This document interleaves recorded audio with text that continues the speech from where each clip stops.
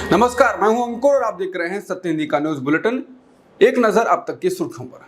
विश्व स्वास्थ्य संगठन ने चेतावनी दी है कि अगर एन्क्लेव की स्वास्थ्य प्रणाली को जल्दी से अपने पैरों पर वापस नहीं लाया गया तो गाजा में बम विस्फोटों की तुलना में बीमारियों से अधिक लोगों के मरने का खतरा है। प्रवक्ता मार्गरेट हैरिस ने कहा, हम बमबारी की तुलना में बीमारी से अधिक लोगों को मरते हुए देखेंगे अगर हम इस स्वास्थ्य प्रणाली को वापस लाने में सक्षम नहीं होंगे।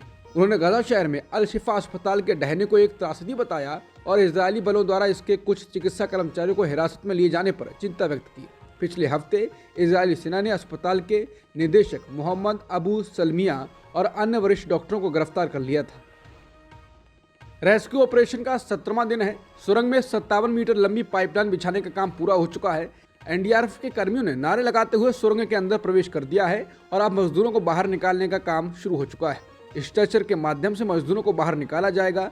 20 से ज्यादा एम्बुलेंस तैनात हैं। पुलिस कर्मियों की मौजूदगी है। जैसे ही मजदूरों को बाहर निकाला जाएगा उन्हें 20 किलोमीटर की रेंज में मौजूद अस्पताल ले जाया जाएगा। यहाँ उनकी मेडिकल जांच की जाएगी। मजदूरों के साथ उनके परिजन भी एम्बुलेंस में मौजूद रहेंगे। उत्तराखंड के निर्माणाधीन सुरंग में फंसे 41 मजदूरों को अब किसी भी वक्त बाहर निकाला जा सकता है। सुरंग के बाहर अपनों को निकालने का इंतजार करते लोगों में उत्तर प्रदेश के लखीमपुर खीरी के मंजीत चौधरी के पिता भी शामिल हैं, जो पत्नी के गहने गिरवी रखकर यहां पहुंचे। उनके पास इतने पैसे नहीं थे कि यहां का किराया जुटा सकें। सुरंग में 40 अन्य मजदूरों के साथ फंसे हुए अपने 22 वर्षीय पुत्र मंजीत के बाहर आने का बेसब्री से इंतजार कर रहे उत्तर प्रदेश के लखीमपुर के खेतिहर मजदूर चौधरी ने कहा, अधिकारियों ने हमें बताया है कि अब श्रमिकों के जल्द बाहर आने की संभावना है। हमें कपड़े और अपना सामान तैयार रखने को कहा गया है। उन्होंने कहा, हमें बताया गया है कि श्रमिकों को बाहर निकालने के बाद हमें भी उनके पास भेजने की व्यवस्था की जाएगी। मीडिया से बात करते हुए चौधरी के चेहरे पर मुस्कान थी। चौधरी अपने एक पुत्र को पहले ही मुंबई में दुर्घटना में खो चुके हैं, जिसके बाद मंजीत के सुरंग में फंसने से वो बहुत मायूस हैं। मीडिया से अपना दर्द बयां करते हुए उन्होंने कहा, चादर फैलाकर ऊपर वाले से यही दुआ करता हूं कि बेटा जल्द से जल्द सुरंग से निकल जाए। मैं जी भरकर उसे देख लेना चाहता हूं। वोटिंग से पहले मध्य प्रदेश के बालाघाट से पोस्टल बैलेट के साथ छेड़छाड़ करने का बड़ा मामला सामने आया। अब इसे लेकर कांग्रेस ने बवाल कर दिया। उन्होंने चुनाव आयोग को छेड़छाड़ का वीडियो दिखाकर बालाघाट कलेक्टर पर कड़ी कार्रवाई करने की मांग की है। कांग्रेस ने एक्स हैंडल पर एक वीडियो पोस्ट कर कड़ी कार्रवाई की मांग की।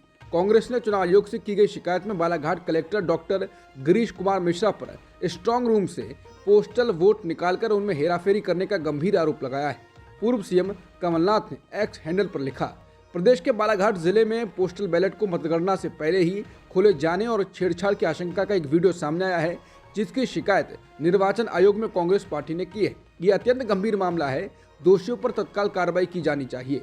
उन्होंने कहा कि मैं कांग्रेस कार्यकर्ताओं का आह्वान करता हूं कि वो मुस्तैद रहें और कोई गड़बड़ी ना होने दें। वहीं कांग्रेस ने एक डीएम का वीडियो जारी किया है, जिसमें वो कबूल कर रहे हैं कि नियम विरुद्ध स्ट्रांग रूम खोला गया। वो कह रहे हैं कि राजनीतिक दलों को जो समय दिया उससे पहले ही स्ट्रांग रूम खोल दिया गया।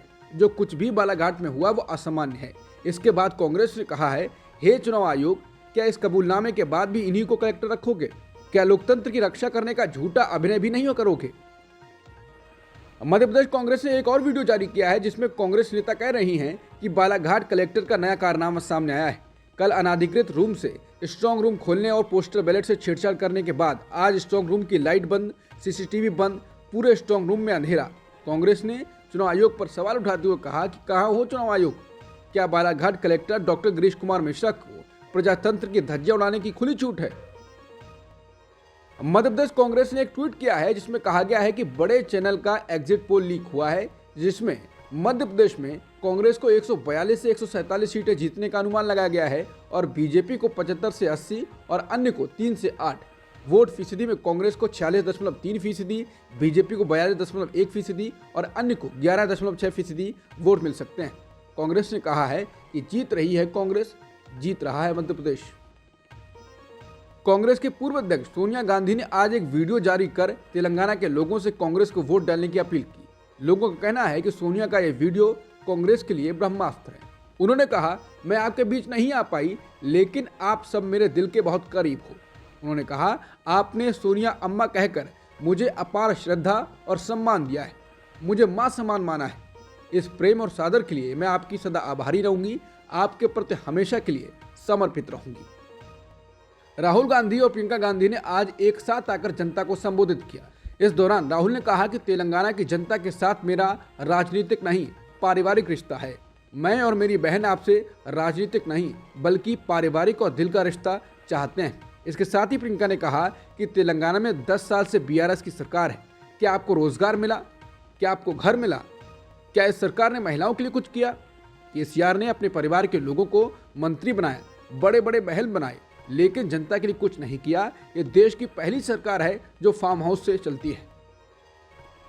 लोकपोल ने तेलंगाना को लेकर अब एक और प्री पोल सर्वे जारी किया है और इसको अपना अंतिम आंकड़ा बताया है। इस सर्वे के मुताबिक तेलंगाना में कांग्रेस की सरकार बन सकती है।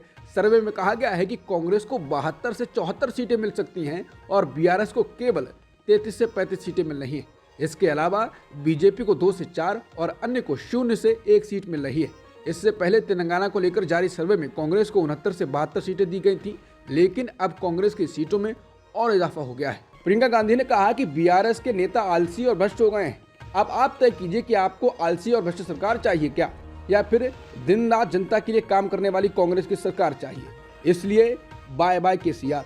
प्रियंका ने जनता से कहा कि यहाँ के नौजवानों, किसानों और महिलाओं ने अपना बलिदान देकर तेलंगाना बनाया है। इस जमीन में आपका खून पसीना मिला हुआ है, इसलिए इसकी हिफाजत आपको ही करनी पड़ेगी। 10 साल से आप जिस केसीआर सरकार को देख रहे हैं वो आपकी उम्मीदों को एक एक करके तोड़ रही है।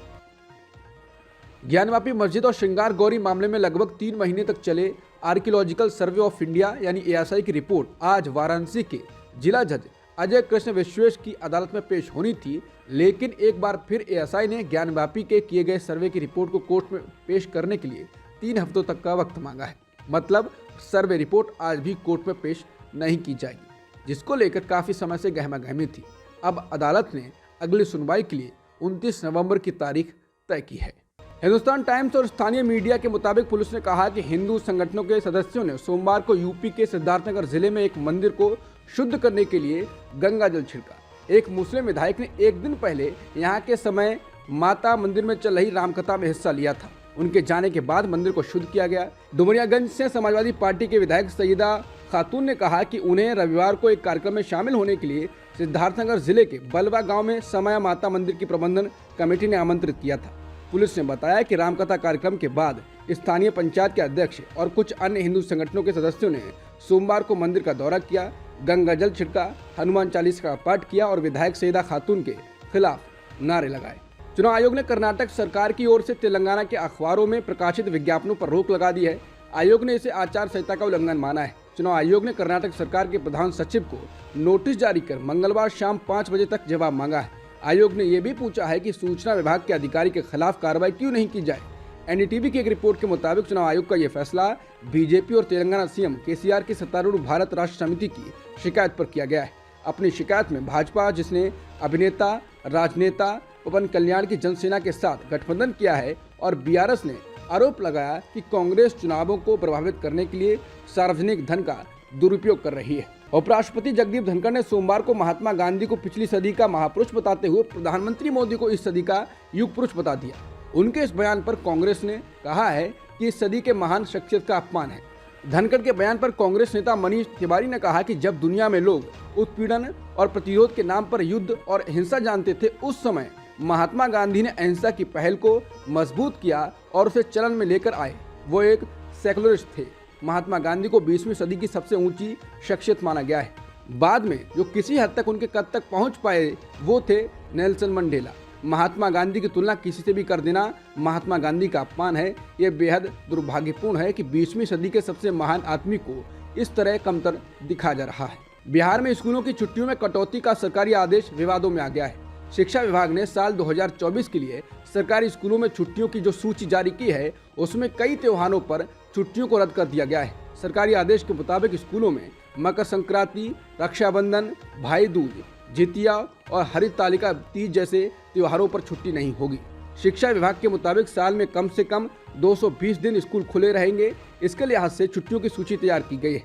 बिहार में छुट्टियों के इस कैलेंडर पर सियासत भी तेज हो गई है। बिहार के स्कूलों में रक्षाबंधन, मकर संक्रांति जैसे त्योहारों पर छुट्टी नहीं होने को पर केंद्रीय मंत्री और बेगूसराय से सांसद गिरिराज सिंह ने इसे नीतीश कुमार सरकार का तुगलकी फरमान बताया है। उन्होंने कहा कि हिंदुओं के महापर्व शिवरात्रि, जन्माष्टमी पर छुट्टियां काट दी गई हैं और ईद और बकरीद जैसे मुसलमानों के त्योहारों पर छुट्टियां बढ़ा दी गई हैं।